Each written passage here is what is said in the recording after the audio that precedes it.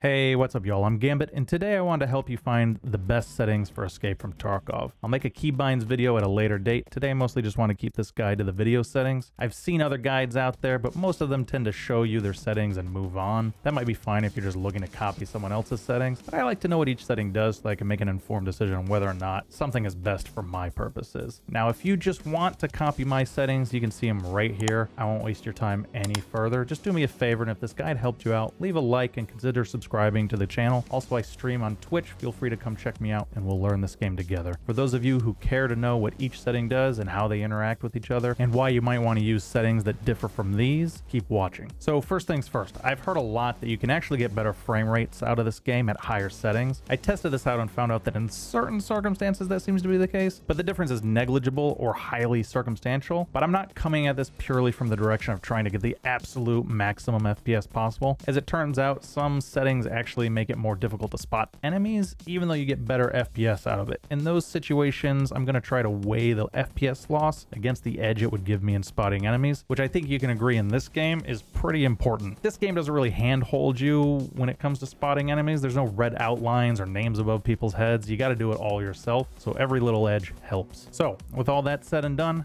let's get into it. The first question is, should you use borderless mode or full screen mode? That's sort of complicated because, first of all, never in my life have I alt-tabbed out of a first-person shooter as much as I have this game. I'm constantly looking at maps or the wiki to try to figure things out even in the middle of my games.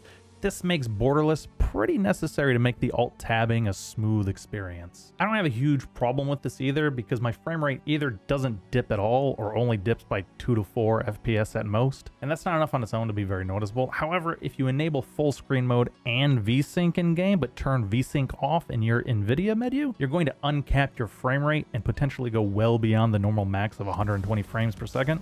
I sometimes have been able to go beyond 200 FPS using this method. That kind of smoothness can't be understated, but I'm also very hesitant to give up the ability to easily alt-tab out of the game, considering how much I need to use external maps. My recommendation is, if you can't find a workaround, stick with Borderless until you learn the maps and spawns and what loot is valuable, and then use this trick to get drastically better FPS. Even if you can't go past the normal max of 120, I've noticed the game just feels smoother in full screen mode, even if I'm not using VSync. All right, next, overall graphics quality. Where you put this slider doesn't matter as far as I can tell. They're basically presets, so if you shift any value below this, it changes this slider to custom anyway, so don't worry about it. Okay, the first big one is texture quality, and while there's a bit of a difference in frame rate in all of these, the quality difference is enough that I don't think it's worth going below high unless you're just on a total potato of a computer and have no other choice. Now, between high and high plus texture, this is kind of weird. The difference between the two is negligible both in terms of quality as well as how much FPS you gain or lose, and it's not consistent. Sometimes I gain FPS by being on high plus texture, even though it's the higher value, and sometimes I don't. I wasn't sure where I was going to land on this until I saw that the text on the back of one of my gun sights looked much clearer at high, and so I'm setting it there. Shadows quality is interesting. On certain maps, the difference between low and high quality is negligible,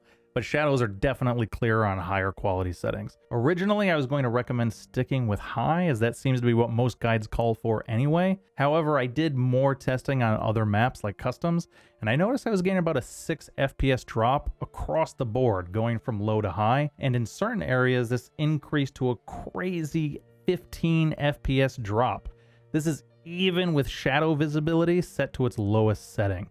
Now, in the vast majority of areas, you're only going to see a 2 to 6 frame drop, and the difference between low and high is a significant quality jump. And in certain circumstances, being able to see a crisp enemy shadow will help you out. But ask yourself how often you're getting the drop on your enemy because you spot a shadow. With as important as sound is in this game, I'd guess not too often. So set this as low as it will go to get as much FPS as possible. Now, I know some of you are thinking you might be able to spot a shadow really far out past where you might be able to hear.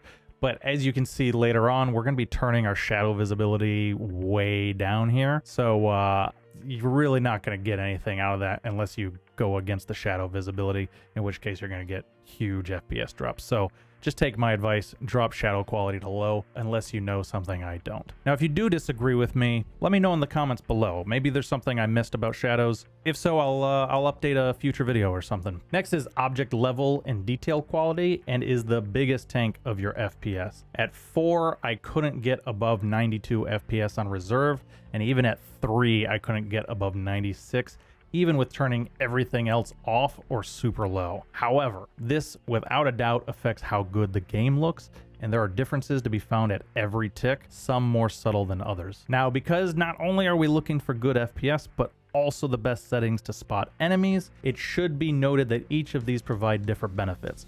Quality 4 might be objectively the best looking, but it also darkens up a lot of the textures further off, which can make it difficult to spot some enemies. Dropping it to 3.5 will decrease this somewhat, but interestingly makes some trees blockier and thicker, making it possible for enemies to be concealed at a longer distance, which is pretty scary. On average, dropping from 4 to 3.5 will only gain you about 4 FPS, so if you're thinking about going from 4 to 3.5, frankly, I'd stick with 4 for the tactical advantage. Now, from 3.5 to 3, these issues get even more exacerbated. Some of the textures look darker at 3.5, but at 3 they go very bright. I've seen an entire building go from looking like it's covered in shadow to going very bright when switching to 3. Rock textures often go much smoother and plainer as well. This will give you a massive advantage at spotting enemies in these situations, especially if they're far out and you're sniping. However, more trees get even more blocky, especially at these distances, so people will have an easier time hiding behind them from you. You'll also get an additional 4 FPS from 3.5. Now, the tree issue is a problem, but everything else makes this a much better option than the previous one. At 2.5, something interesting happens. A couple more trees get blockier, but I've actually witnessed a few get less blocky. Some trees go missing from the horizon, a little grass vanishes, a lot of objects become simpler, which tactically makes your situation a lot better for spotting people. You'll also get an additional 9 frames from this, down from the 3 quality, which if you're counting means you've improved 17 frames from quality 4. The only downside is the world gets noticeably uglier, but in my opinion, this is the clear winner of them so far. The final option is quality 2, and a lot of people recommend you set it here for maximum frame rate, and you will get an additional 6 FPS from 2.5, which is fairly significant. However, I'm actually going to argue that you stick with 2.5. At quality 2, a huge number of trees become blocky and ugly, even ones pretty close to you. I've seen trees as close as maybe 50 to 100 feet get this way, and that's just not good for spotting people. The world also becomes extremely bland. If you're fine with that, then maybe set it to 2. There are a couple of very circumstantial advantages I've noticed. Some window frames get removed at longer distances, which will help you see inside of them slightly better. I've also noticed some objects get removed at distances, like a locker and factory and some trees. I'm pretty sure these would still block your shots though, so it could be confusing to you. I don't know. It's ultimately up to you and what works best for your situation, but for me, I've put this at 2.5, and I recommend most of you do as well. Overall, visibility lets you see distant objects from further away. In my experience though, this mostly comes down to seeing unimportant trees and buildings that exist as background details off the map that you can't even get to. You can see all the important landmarks on the map regardless of this setting, so on that basis alone, I recommend you set this low. Most people set this to 400 to 1500. I notice at 400, certain objects will pop into your FOV as you turn your character, which can be kind of distracting, and setting visibility to 1500 will solve this problem almost entirely. However, it will also cost you 6 FPS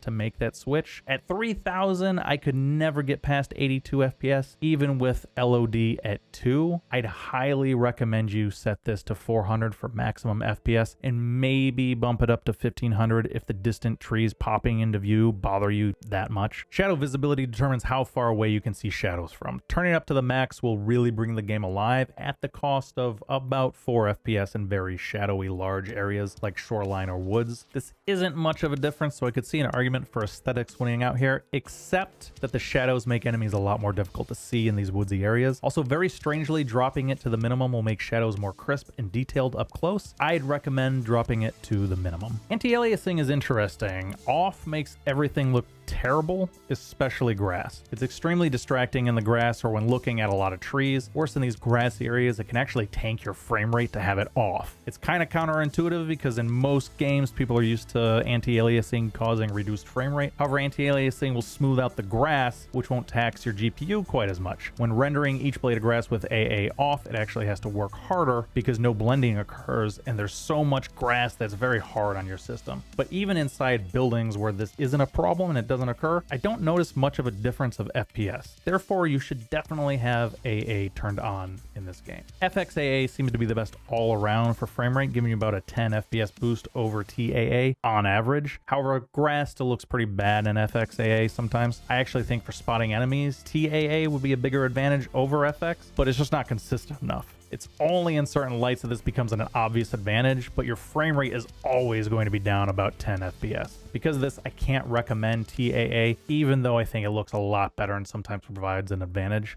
Overall, you're going to get more use more often out of that 10 FPS, so stick with Fxaa. HBAO seems to be responsible for bringing Tarkov alive. It adds a bunch of shading details that really make Tarkov feel more real. Turning this off tends to make the game look much less impressive, but will gain you about 30 FPS from the highest settings. Going from off to low, though, will drop you by only about 6 FPS, but it's going to make the game look so much better. I can't stress enough how much better the game looks, even with HBAO turned to low. But, and it's a big but, it also looks much darker, and shadows around details like branches and leaves become much more distinguished, creating a lot more distractions and making it harder to spot enemies. I really want to turn this on because the game looks so much better, but I think you've got to turn this one off. SSR doesn't do much as far as I can tell. It adds some shadows or makes shadows softer in certain areas and adds a bit of a sheen to reflective surfaces. For the most part, it's not really noticeable unless you're comparing screenshots like I have been all day,